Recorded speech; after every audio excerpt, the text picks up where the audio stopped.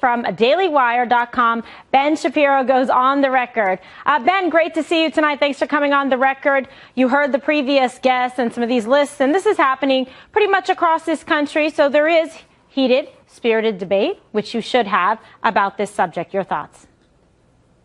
Well, I mean, first of all, I think that what we're teaching a lot of the kids in college is that oversensitivity and perceived victimization is a path toward reward and virtue. That the more you feel as though you're oppressed, the more people are going to sympathize with you and give you what you want.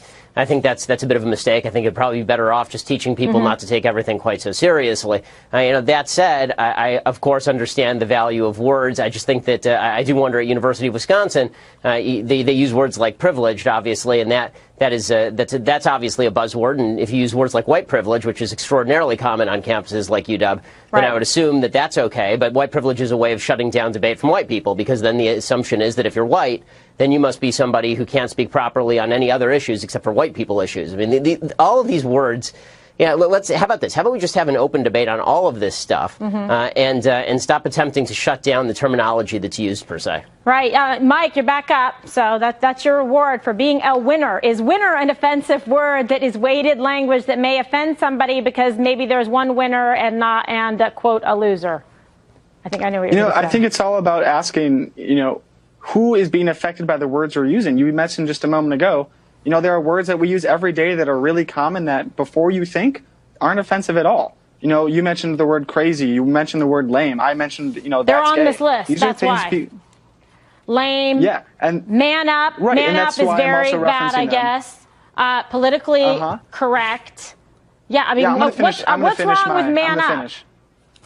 What's wrong with man up? Yeah. So I have 6 sisters and a mother and one father. So I come from a family of predominantly women. Right. And so when my sisters are growing up in an environment where whenever, they hurt their foot or something is hurting them emotionally or physically, and if I were to tell them to man up, that the ideal thing is to become more masculine and less feminine, to me personally, I don't know, but I mean, I don't think you're going to say that to your mother, so I think that's not a very good or specific example. Maybe you say it to Ben. Ben, man up. Does that bother you?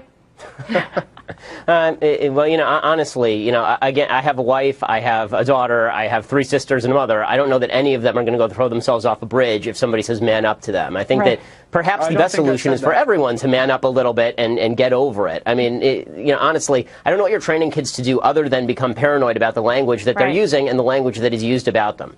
Yeah, at a certain point, believe me, get out there in the job market. No, that's a really good point. I want to note on that. You're right. To make a really, really big deal out of something isn't always the best thing to do. But you know what? It's a good place to start and to talk about it. Sometimes it's not the time or place to bring it up. If we're having a good conversation about the educational system and you use the word but people lame would in a also sentence, might maybe be it's something I'll offended bring to up the later. term big deal, too, and you just used it. See what I'm saying throughout this conversation? No, because that's not related at all. Okay. I mean, listen. That just doesn't make any sense, Ben. Ben. Big deal. Good luck. Add that to your That's resume. good for you? Ben, you're a big deal. Yeah. All right. I think a lot of people have futures as administrators in useless departments at University of Wisconsin. Yeah. All right. There you go. I'm going to leave it at that note. We're a little bit over time. Gentlemen, can I say that? Thank you. And rescue. Trump, if you can believe this, only a week ago tonight, the comment sparking a week of heated debate, protests, and division across the country. And tonight, Trump is not backing down, renewing his call that the flag be respected.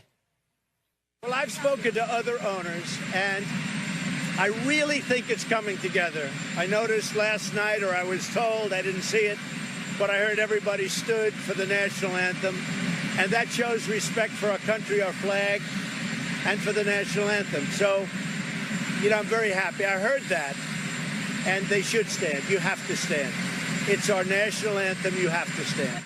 Let's go back to Trace Gallagher. He's live in our West Coast newsroom with what we can expect for game day this weekend. Trace? And Sandra, the president is correct. During last night's game between the Green Bay Packers and Chicago Bears, none of the players on either team took a knee during the national anthem. Instead, they all linked arms. The Packers also asked their fans to link arms in a display of unity, and some did, but many did not. The same unity apparently did not extend to the rest of the country, because television ratings for the CBS debut of Thursday Night Football last night were down 13% from the CBS Thursday Night Football debut from last year. Now, last weekend's NFL ratings were actually up 3% from the same time last year, but it's important to note that during the same weekend last year, there was a presidential debate that captured 84 million viewers.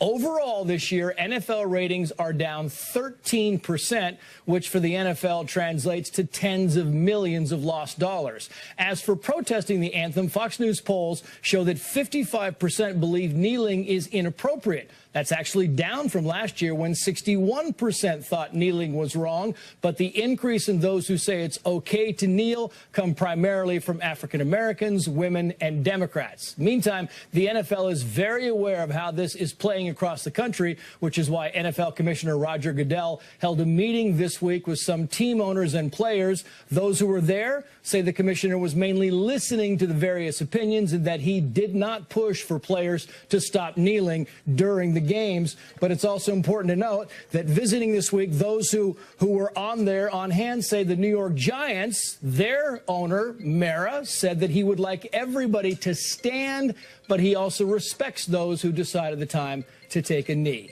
Sandra. Trace Gallagher, thank you very much for that. Here with more, Ben Shapiro, editor-in-chief of DailyWire.com, and Richard Fowler, syndicated radio host and a Fox News contributor. Ben, I'll start with you first. You know, when you saw that show of solidarity, that the players linking arms, then the fans linking arms in support of the flag and our military, did you see this as a win for the president? Yeah, I do think it was a win for the president politically, for him. I'm not sure it's a win for the country overall, because I think that the issue is divisive. But what it looks like from just a 30,000-foot view is that Colin Kaepernick and a bunch of other NFL players and former NFL players had knelt for the anthem. President Trump said he hated that and the NFL should do something about it. A bunch of the players, more of them, knelt, and now none of them are kneeling anymore. Now they're all standing arm in arm for the anthem. So it looks like Trump did something, and now the NFL reversed itself. That was a mistake on the part of the NFL players. They made a mistake by allowing Trump to polarize the issue in the first place. They never should have boycotted the anthem or knelt for the anthem. I said this all along. If they wanted to show they didn't like what Trump had to say, they could have just stood for the anthem next to the guys who were kneeling for the anthem, and that would have been that. But instead, they decided to leap over themselves and cut off their nose to spite their faces. It was a problem for them, and now they've had to reverse, Richard, and it looks like Trump made them do it. I'll ask you the question so many are wondering, as you know, this country loves football. We love sports, and we want to see game day come back, and we want to see the focus go back onto the game. Do you think the fun's going to come back this weekend? I mean, I think it'll take a little while. Sorry. Let me get Richard in here. I mean, I think we have to wait and see here, but I think we have a larger contextual problem outside of football, and that is if you look at the poll that Trace just talked about, and there's another poll that came out that shows that 82% of African Americans thought that what these NFL players did was bold, brave, and courageous, and 59% of Caucasians thought that these players were wrong. And when you take it by age, 59% of Americans who are under the age of 45 thought these players were right, and vice versa. Hold on, so let's actually bring in and cite some of the studies that are going on here. Remington Research Group found 64% of voters agree President Trump and want players to stand for the anthem during these games. The survey also found 80% of voters want less politics in sports. 51% say they're watching less football than in previous years. Ben, isn't that what we're hearing? People just say, let's just leave politics out of sports. I think that's right, and I think that it's important to note when Richard says that people are siding with people like Colin Kaepernick, they weren't back in September 2016, right? In September 2016, 40%, according to Reuters, 40% of black folks, people of color, were saying that they didn't agree with us. Today, that number's down to 13%, which shows you that a lot of this is a reaction directly to Trump, not in favor of Colin Kaepernick. What I said at all. What I said is 82% of African Americans are siding with NFL players that kneeled on Sunday, which says to me that African Americans are saying that these players have their First Amendment right, just like you have your First Amendment right to speak. Right, and we've had that discussion many times this week. So these players have the right to kneel, and we should respect that right. And I think these players have been very clear. This is not about the anthem. This is not about our veterans. This is about protesting racial injustice. And if 82% of African Americans say they feel as though there's racial injustice in this country, but the NFL is a business and it is a brand, and I will remind you of that. And Ben, when you look at the ratings for Thursday Night Football on CBS, they were down 13%. You're seeing attendances dropping. Ticket sales so far are sort of unwavering, but there has been change in the wake of this. 100%. There was a study that just came out in the last couple of hours showing the ticket sales for this weekend were down something like 31%. I mean, this is a massive hit for the NFL, and there's a reason why all the players are now standing. I mean, Richard, if this were going so well, then why aren't the players doing the same thing this week they did last week? And they should all just stay in the locker room for the anthem. I'll give you another brand. It's called the Montgomery Bus Company in the Rosa Parks boycott. That was also a brand. And what these players understand is when you hurt the brand, things start to change. It's economic impact. The wrong way, right? Dude. Pardon? No, the wrong way, because now the NFL is coming out against them. The Montgomery Bus Company caved to Rosa Parks as it should. No, they did not. The Supreme Court. Let's get your history right, Ben. The Supreme Court forced the Montgomery Bus Company to cave to Rosa Parks. So, Richard, let me ask you this question then. Let me ask you then. Thank you. This weekend, what would you like to see happen? Do you want to see sports get back to sports and football be played without politics in it? What do you want to see?